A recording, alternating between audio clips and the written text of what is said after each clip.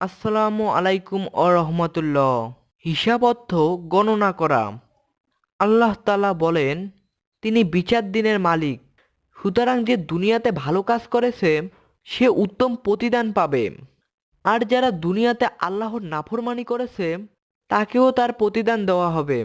আমল অনুযায়ী মানুষের হিসাব বিভিন্ন রকম হবে। কেউ কেউ বিনা হিসাবে জান্নাতে প্রবেশ করবে, কারো কারো হিসাব সহজ করা হবে, আর কারো বা হবে কঠিন হিসাব। যারা বিনা হিসাবে জান্নাতে চলে যাবে তাদের সংখ্যা 70,000। এরা হবে উম্মতের শ্রেষ্ঠাংশ। যারা ঈমান, তাকওয়া, ধৈর্যত্বে ও জিহাদে অগ্রাহী ছিল। রাসূলুল্লাহ সাল্লাল্লাহু আলাইহি সাল্লাম বলেছেন, আমার সামনে সকল উম্মতকে উপস্থাপন করা হলো।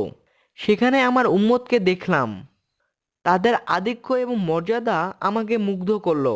সংখ্যাধিক্যের কারণে তারা সকল উঁচু স্থান এবং পাহাড় ভরে উঠল। আল্লাহ বললেন, তুমি সন্তুষ্ট হয়েছে মুহাম্মদ? মুহাম্মদ সাল্লাল্লাহু আলাইহি সাল্লাম বললেন, হ্যাঁ, ও আমার রব। তাদের সঙ্গে আরও 70,000 বিনা হিসাবে জান্নাতে প্রবেশ করবে। যারা চিকিৎসার জন্য ঝাড়ফুঁক গ্রহণ করতো না এবং আরোগ্য লাভের আশায় দেহ দগ্ধ করতো না, একথা শুনে উকশা রাদিয়াল্লাহু তাআলা বললেন, হে আল্লাহর রাসূল, দোয়া করুন আমি যেন ওই 70,000-দের মধ্যে অন্তর্ভুক্ত হই। নবীজি দোয়া করলেন, হে আল্লাহ, তাকে তাদের অন্তর্ভুক্ত করুন। তারপর আরেকজন বলল, আমার জন্যও দোয়া করুন যেন আমিও তাদের অন্তর্ভুক্ত হই।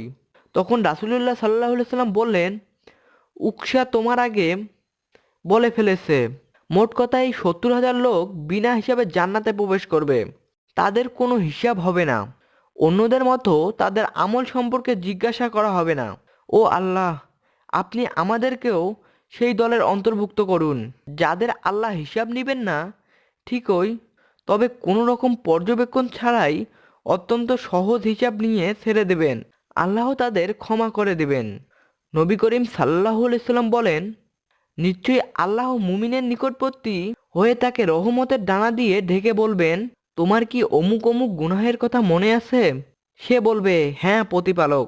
শেষ পর্যন্ত যখন সকল গুনাহের স্বীকারোক্তি দেবে, মনে মনে ভাববে যে সে ধ্বংস হয়ে গেছে, তখন আল্লাহ বলবেন, দুনিয়াতে তোমরা এই অপরাধগুলো আমি গোপন রেখেছিলাম, আর আজ আমি সেগুলো ক্ষমা করে দিলাম। তারপর তাকে পুণ্যের আমলনামা দেওয়া হবে। এজন্য উচিত আমাদের বেশি বেশি করে দোয়া করা। আয়েশা রাদিয়াল্লাহু তাআলা বলেন, আমি নবী করিম সাল্লাল্লাহু আলাইহি সাল্লামকে কোনো কোনো সালাতে এই দোয়া পড়তে শুনেছি, হে আল্লাহ, আমার হিসাব সহজ করে দিও। সালাত থেকে ফেরার পর জিজ্ঞেস করলাম, হে আল্লাহর নবী, সহজ হিসাব কি? উত্তরে বললেন, আমলনামার দিকে তাকিয়ে ছেড়ে দেওয়া। কারো কারো হিসাব অত্যন্ত কঠিন করা হবে। অপরাধের কারণে লাঞ্ছিত করা হবে। সকল কাজ সম্পর্কে জিজ্ঞাসা করা হবে। কেন তুমি সালাত অবহেলা করতে? কিভাবে জাকাত আদায় করতে? পিতামাতার অবাধ্য হয়েছিলে কেন? বান্দার হক নষ্ট করেছিলে কেন?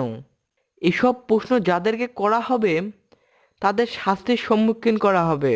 নবী করিম সাল্লাল্লাহু আলাইহি সাল্লাম বলেন, কিয়ামতের দিন যাকেই হিসাবের সম্মুখীন করা হবে তাকেই শাস্তি দেওয়া হবে।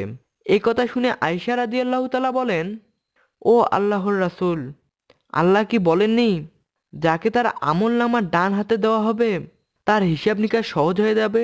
উত্তরে নবীজি বললেন, তা কেবল হিসাব প্রকাশ করা, কিন্তু যার কৃতকর্ম গণনা করা হবে তাকেই শাস্তি দেওয়া হবে।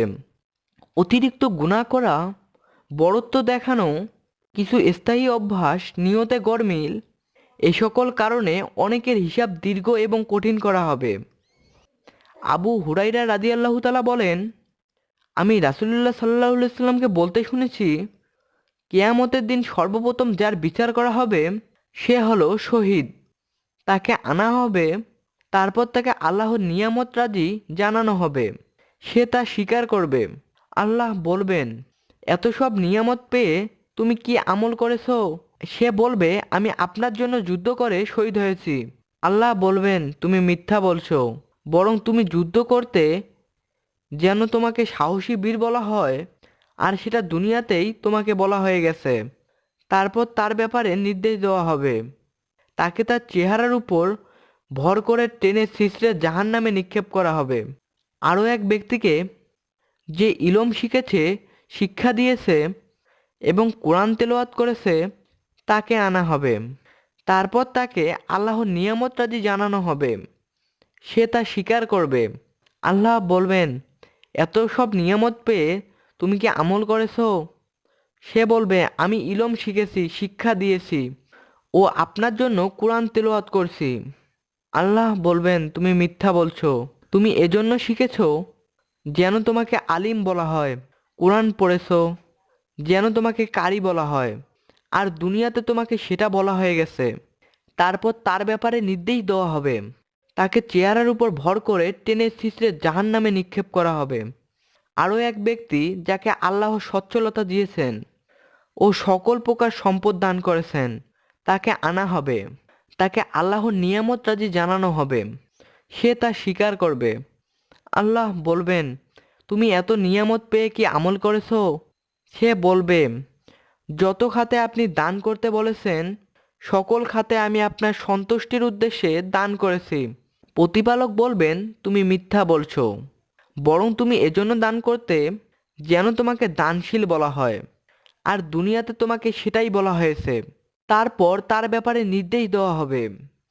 তাকে তার চেহারার উপর ভর করে টেনে ছিঁচড়ে জাহান্নামে নিক্ষেপ করা হবে। এই হাদিসের ব্যাখ্যা আপনারা আমার চেয়ে ভালো বুঝবেন।